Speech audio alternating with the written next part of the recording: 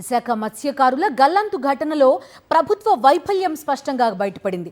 ప్రమాదం జరిగినట్టు సమాచారం ఉన్నప్పటికీ ప్రభుత్వం స్పందించని కారణంగానే గంగపుత్రులు ప్రాణాలు కోల్పోవలసి వచ్చిందని అంతా మండిపడుతున్నారు. అసలు ప్రమాదం ఎన్ని గంటలకు జరిగింది?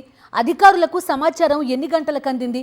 మత్స్యకారుల గల్లంతు ఘటనపై ప్రభుత్వం ఎందుకని స్పష్టమైన వివరాలు వెల్లడించలేకపోతోంది? త్రిసభ్య కమిటీ నివేదిక తప్పుల్ని కప్పిపుచ్చుతోందా? విశాఖ ఫిషింగ్ హార్బర్ నుంచి 7 మత్స్యకారులతో చేపల వేటకు సముద్రంలోకి వెళ్లింది ఒక బోటు.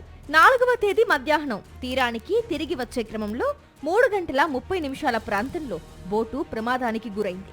అప్పటికే కుటుంబ సభ్యులతో టచ్లో ఉన్న మత్స్యకారులు మరో గంటలో ఇంటికి వచ్చేస్తామని చెప్పారు. అంతలోనే ప్రమాదం జరగడంతో అందరి ఫోన్లు స్విచ్ ఆఫ్ అయ్యాయి. అప్పటి వరకు ఎదురు చూసిన కుటుంబ సభ్యులు సాయంత్రం 7 గంటలకు అధికారులకు సమాచారం అందించారు. ఆర్డీఓ, ఫిషరీస్ జాయింట్ డైరెక్టర్ ఈ విషయాన్ని నిర్ధారించారు కూడా. ఈ ఇద్దరు అధికారులు త్రిసభ్య కమిటీలో ఉన్నారు. అయితే త్రిసభ్య కమిటీ ఇచ్చిన నివేదికలో మాత్రం 4వ తేదీ రాత్రి కాకుండా 5వ తేదీ ఉదయం సమాచారం వచ్చిందని ఉంది. ఇప్పటికే ఈ ఘటనపై బాధిత మత్స్యకార కుటుంబాలు పుట్టెడు దుఃఖంలో ఉన్నాయి.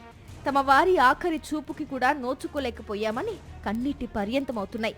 ఇలాంటి సందర్భంలో ప్రభుత్వం తన వైఫల్యాలను కప్పిపుచ్చుకునేందుకు మాయమాటలు చెప్పి మోసం చేయడానికి ప్రయత్నించడం బాధితుల్ని మరింత ఆవేదనకు గురిచేస్తోంది.